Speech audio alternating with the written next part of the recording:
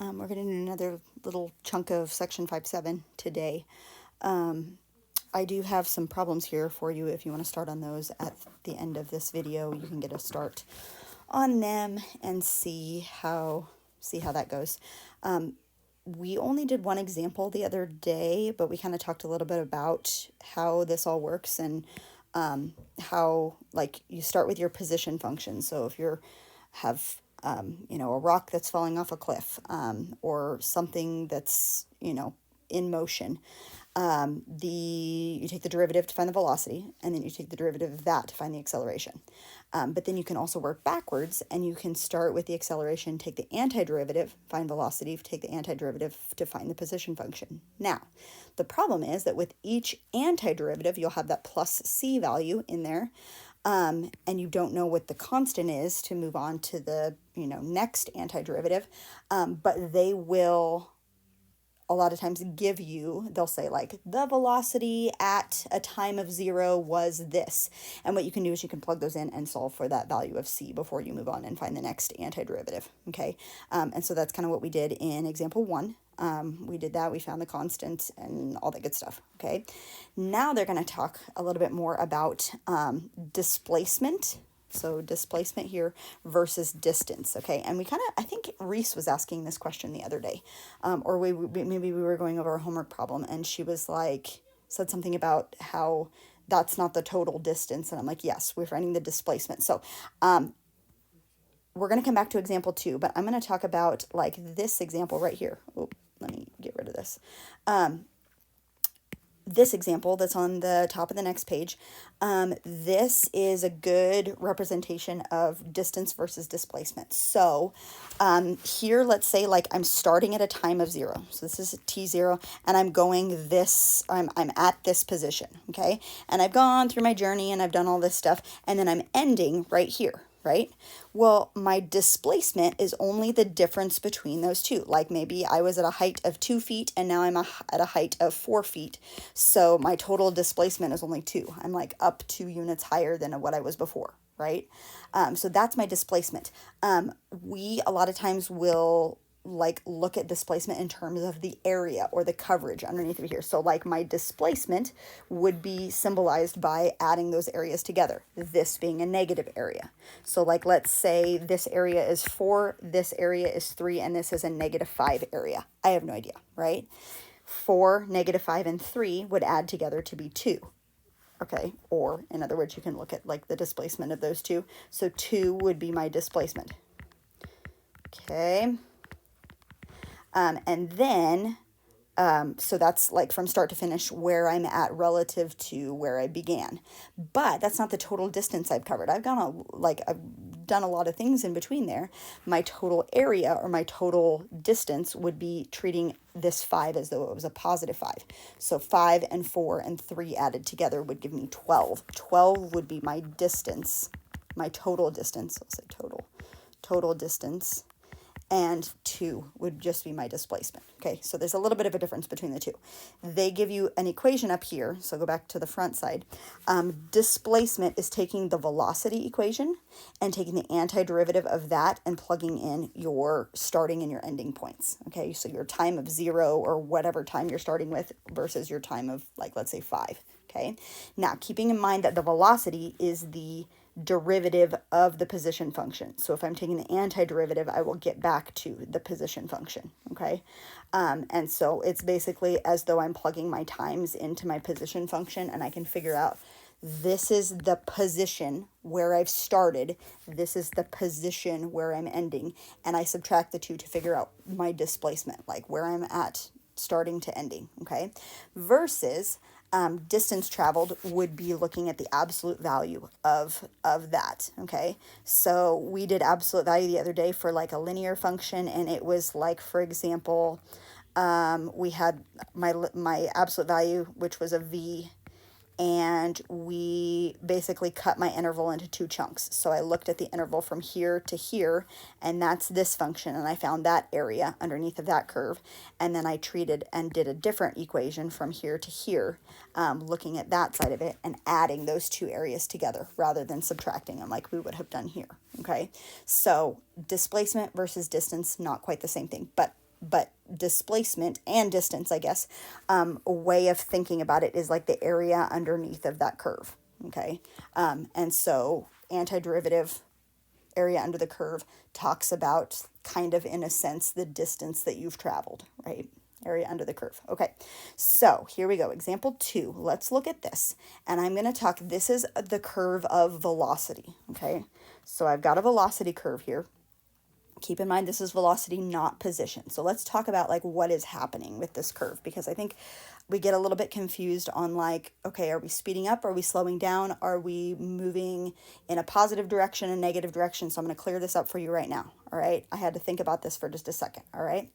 Eli, you better be listening to this. All right, this is a little bit hard for me to explain, so I'm going to do my very, very, very best, okay? So what's happening right here is we are at a time of 0, and this is just like my person that's like standing here, whatever, getting ready to move, okay? And what's happening is this is velocity. This is not position, okay? So I'm not like going underground and then coming back up above ground. That would be if this was a position function. This is a velocity, all right? So first, we're going down in velocity, okay? And keep in mind that like we're going down in velocity, but that actually means my velocity is increasing, right? I'm getting like, let's say here my velocity is 0.2, let's say whatever. Here my velocity is 1. So I'm actually moving faster at the bottom here than I was at the top here, right? Like this is me speeding up, but I'm speeding up in a negative direction. Like everything that's underneath of the x-axis is all negative velocity. Okay, and so usually we represent that as something like falling toward the earth, right? Okay, so like from 0 seconds to 2 seconds, it's like falling toward the earth, and then from 2 to 3 seconds, it's like going back up again, okay? Now, that's a lot of times what we think of as negative velocity, but I'm going to do this instead. Let's say I have my person standing here, and he's facing this direction, right? Negative velocity would be going backwards in stepwise.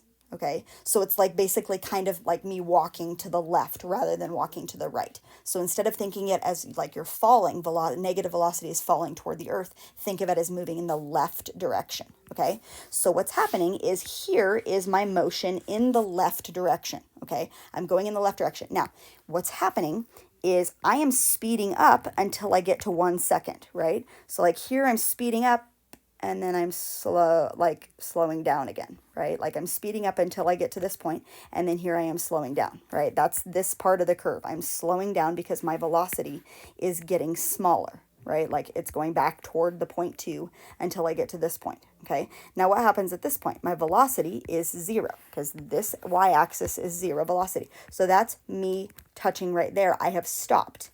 And then this curve is me accelerating again, like I'm speeding up, right? Because my velocity is going from 0 to 3, okay? And I'm speeding up again, but I'm going in the positive direction. So I'm starting here and I'm going this direction until I get to a certain spot again, okay? And really, think of this as like the length of this curve is going to tell me how far I'm going to go in this direction, and the length of this curve is going to tell me how far I'm going in this direction. Or in other words, like area. I'm looking at this area here versus this area here. Those areas look kind of maybe similar to each other. We're going to figure out what that is. But the fact that they look similar to each other means that I'm going to be going in the left the same amount, almost, probably, maybe, as I am the right. So my displacement is going to end up being about the same as where I started from, because I'm going to the left this amount, and then here's me going to the right, okay? Negative velocity versus positive velocity. Okay, so just the fact that, and that was confusing for me to understand to begin with, because I'm thinking, oh, this is me speeding up, or this is me going in the left direction, this is me going in the right direction. No, they're both underneath of the x-axis, so both of those are going to be going to the left. It's just here I'm speeding up, like in this chunk I'm speeding up, here I'm slowing down, because I'm getting closer towards 0. Whatever. Anyway, So that's how that works. All right. Now we're going to go ahead and find this, and we're going to look for displacement. Okay, so this is my velocity equation, and they say displacement from 0 to 3 is where I'm going to end up relative to where I started, right? And we said hopefully it will end up being about the same spot because we're going to the left and then we're going to the right again, about back to the same position, okay? But displacement, they say, is we just take the antiderivative, plugging in 0 and 3, of the velocity equation. So I'm just going to do this, okay? And I have dt. This is finding displacement, okay? So we've got this going on here. All right. We have to find the antiderivative. So t squared is 1/3 t cubed minus the antiderivative of 2t would be like 2 over 2 t squared, or just 1 t squared, okay? Then I'm going to plug in my 0 and 3. And you guys know that 0, when you plug it in and you have a t here and a t here, like that 0 goes away. So basically we're subtracting 0 on my second set, okay? But if we plug 3 in, I've got 1/3 times 3 cubed minus 3 squared. Great. Okay. 3 cubed is 27, and 1/3 of 27 is 9. But then this is minus 9. Okay. 9 minus 9, this ends up being 0. So I have 0 minus 0. So I have 0. My displacement is 0, right? My displacement is 0. And so that means I've gone to the left, I've gone to the right, I have gone the same amount both places, and I've ended up back in the same spot. Another way of looking at that is this area right here is exactly the same amount as this area. So the negative area is canceling out with the positive area. Okay. So displacement, 0 displacement, I am ending at the same spot that I was starting. Okay. But that doesn't mean that's like, that looks like I've done no work at all, right? I'm ending in the same spot I was beginning. I did some work. I moved to the left and then I moved back to the right again. I did cover some distance. So that's what we're going to talk about in part B. Find the distance traveled by the particle going from 0 to 3. So when we're doing this, we've got to kind of look at where like 0 is located, like where we switch the equations and we add them together, right? Like, so we're doing absolute value, right? So what we're doing here is we're going from 0 to 3, and we're doing the absolute value of t squared minus 2t. We're doing the absolute value of that guy instead, because I want it to take this distance and make it positive. But the problem is I don't know where this thing cuts off right here at. Well, I do, because I'm looking at the graph. I know I'm going to do from 0 to 2 and then from 2 to 3. But how do I figure that out? Well, what you do is you take this guy and set him equal to 0, right? T squared minus 2t. If I set that equal to 0, I can factor it, right? I can pull out a t, okay? And then t minus 2 equals 0. So t equals 0, that's one of my critical, like kind of a critical number. And then t equals 2 is my other critical number, okay? So I know that my equation is going to change at 0, which is where it begins. So I really don't have to look at 0 too much. But 2 in the middle here is where I need to switch my functions, okay? So what I'm going to do is I'm going to go from 0 to 2 to begin with of a function dt. And I'm going to add that to going from 0 to, from 2 to 3 of some function, dt. Now, when you do an absolute value, the way that this works is absolute value is like two cases, right? When you're solving absolute value, think of it as two cases, okay? And your two cases are going to be either t squared minus 2t or negative t squared plus 2t. It's like the positive of it and then the negative of it, okay? So we've got to figure out which is which, right? Like which part of that equation is going to end up being the bottom half and which one is the top half. Well, this guy right here is a parabola that's facing like upward, right? So what we're going to do, like, right, like, let me get rid of all my junk here. Let's start from scratch again, okay? So from 0 to 2, I have a parabola that's smiling, right? And when a parabola is smiling, that means it has to be my positive t squared, right? So this is going to be t squared minus 2t. And then over here, we're doing negative t squared plus 2t, okay? Because like this chunk of it, well, I don't know if that's a very good way of explaining it. But anyway, it will end up double negativing my stuff, I guess. Let me make sure that's right. Yeah, it should end up double negativing my stuff because, well, I don't know. Let's look at this and see. I'm maybe confusing myself. Okay. So if I do the antiderivative of this guy, it's 1/3 t cubed minus t squared. Okay. I'm going to plug in 0 and 2. I plug in 2 first. Okay. So 1/3 times 2 squared minus 2. This should be cubed. Cubed. 1/3 t cubed minus 2 squared. That guy. And then I subtract what I get when I plug in 0. And 0 should just be 0. So there is that. All right. Then,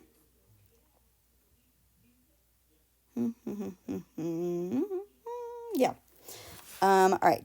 2 to the third power is 8, and 1/3 of 8, I'm just going to write that as 8/3, minus 4, and 4 is going to be negative 12/3. So this guy, I think I switched those around. I think I did that wrong on accident. Anyway, this is negative 4/3 because I think I should come out with a positive area here. I think I should have put this negative over here and this positive over here. I don't know. Well, whatever. Let's just think about it this way, okay? That is going to end up being the absolute value of negative 4/3. So the area from 0 to 2 is 4/3. It's registering as negative because it's like negative 4/3 below, right? So let's just think of it as a positive 4/3 because we're doing the absolute value. So maybe we don't need to get bogged down with the whole like switching negative to positive, whatever. Let's just, whatever area we get is going to be the positive of that, okay? So same thing here. I'm just going to switch these back to positive because we already have our antiderivative. So antiderivative is 1/3 t cubed minus t squared. And I'm going to plug in 3 and 2 this time, okay? So when I plug in 3, I get 1/3 times 3 cubed minus 3 squared, and that ended up being 0, I think, right? When we plugged it in before, 0, minus what we get when we plug in 2, okay? And 2 was 1/3 times 2 cubed minus 2 squared, okay? This is 8 again, 8/3 minus 4, which is 12/3, and this is negative 4/3, and double negative makes a positive, and so this is positive 4/3, right? But we're doing the absolute value, right? So this area right here is 4/3, and it should be positive because it's above, right? So all we need to do is just take both of those and make them positive. We're just going to take the absolute value of each one. And so 4/3 plus another 4/3 is 8/3. So the distance that I've gone is actually 8/3, or 2 2/3.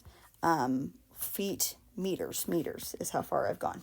And that is just combining both of those left and right hand, like moving to the left, moving to the right, combining those both together. Okay. All right. Hopefully I didn't confuse you too much, but yeah, just splitting those up and then just treating them and doing the absolute value of each one and adding them together. So they're not like these. You can see negative 4/3 would have canceled with positive 4/3. So my displacement would have been 0, but now it's not because we're taking both of those as being positive. Okay, so displacement versus distance, there's a difference between the two. Okay, last thing, let's look at maybe example 3, and let's see what we've got going on here. All right. Okay, so yeah, I guess I didn't talk about this right here, but displacement versus distance. Displacement would be this guy minus this guy plus this guy, so the A2 would be negative, but distance traveled would be, adding both of those, all three of those areas together. Whatever. Okay, so let's talk about example 3. This shows A, B, and C. This shows 3 velocities versus time curve. So again, this axis is velocity, and we're over a distance of time. For a particle in rectilinear motion along a horizontal line with a positive direction to the right. Okay, in each case, find the displacement and the distance traveled. Okay, so I'm going to say displacement and distance. Okay, displacement and distance. All right, so I want to know, if I'm looking at this velocity, I want to know where I'm ending up relative to where I started with. Okay, we know that this velocity, I'm going here and I'm going here.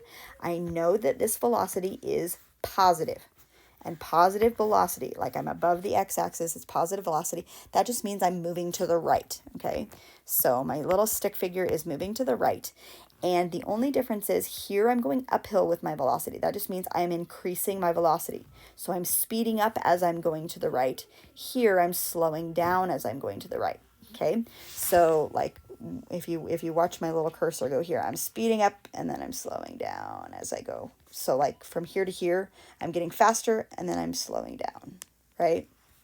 Something like that. Anyway, so I'm still moving to the right though, because all of that is above the x-axis, okay? And I'm doing it over 4 seconds, okay? But the deal here is displacement is the area underneath of this curve. So I'm not 4 units to the right of where I was before. If I look at this as being area, I don't know if you can see these little triangles going on here, but like this right here, okay, whatever. My triangle is 4 units on the bottom and 1 unit on the top, and the area of a triangle is 1/2 the base times the height, okay? So my base would be 4 and my height would be 1. So actually this is going to be 2 units here for an area. So I am now 2 units to the right of where I was before. That's my displacement. My displacement is 2 units, okay? Now, in this case, because I only have area above the x-axis, my displacement is going to be the same as my distance, right? Like if I had some below, these would cross out to make my displacement not 2, and my distance would be larger than that. But in this case, I only have units above, so my displacement and my distance are going to be exactly the same. Okay, this one right here, okay? This one is everything below, and below means a negative velocity, and negative velocity either means you're falling toward the earth or you're moving in the left direction. So here's my little stick figure, and I'm moving in the left direction, and the only difference between here and like what's happening at this point is that I'm speeding up from here to here. Like I'm going from a 0.2 velocity to a 1 velocity, right? I'm speeding up until I get to the halfway point. So I'm speeding up right here, and then I'm slowing down until I get to this ending spot right here, okay? There is that, but everything's below the x-axis, which means the entire time I'm moving to the left. Now, this triangle has the same area as the other one did. So base is 4, height is 1, 1/2 base times height. This is going to have an area of 2. So now I am 2 units to the left of where I was before. Okay, so my displacement, I wonder if they call that a -2 for displacement. Let me see. Displacement. The net area is -2. 2 units to the left. So I don't know. I'm just going to say 2 left. Whatever. If you want to say -2 for displacement, I'll know that you mean 2 units to the left. Whatever. Okay. But then distance. This one also has a distance of 2. I'm moving 2, but I'm only going in the left direction. So I have a displacement of 2. Okay. All right. Only going in the left direction. This one is going both directions. So here first, am I going to the left first or am I going to the right first?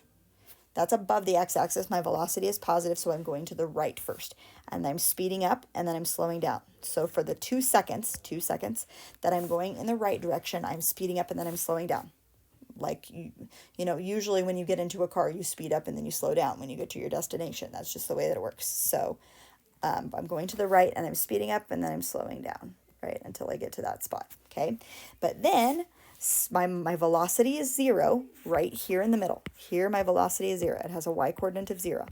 I'm a velocity of 0, which means I'm at a stopping point, and then I turn around and I start coming back this direction. And I know I'm coming back to the left because I'm below the x-axis, right? My velocity is negative, so I'm going left this time. And again, I'm speeding up because the lower you go, the faster you're going, right? This is a 0.2 velocity, negative 0.2 velocity. This is a -1 velocity. So I'm going faster here than I was here. So I'm speeding up and then slowing down again, right? But this area, let's see, what is this area right here? This is 1/2 base times height. The base is 2, the height is 1. So 1/2 of base times height, that would have an area of 1, right? 1 right here. Okay, this one, 1/2 base times height again is a -1, well, -1 in this case, okay? So for displacement, I'm going to have a 0 displacement because I walked to the right and then I walked the same amount to the left, right? But total distance covered is going to be 2 because we take the absolute value of both of those, right? So this one is a scenario where my displacement and my distance are not the same. I hope this is not terribly confusing. Whew. Man, oh man. All right. I feel like I've covered a little bit. I was going to want to maybe do example 4, but I'm thinking maybe I should just stop. Yeah, let's do it. Let's stop. I think you should be able, though, to at least get through 1, 6, and 8. Maybe 10, maybe not 10, but try 1, 6, and 8. 1 has multiple parts to it, and they're similar to, like, this example right here, example 3. Okay? So try to get through those as best you can.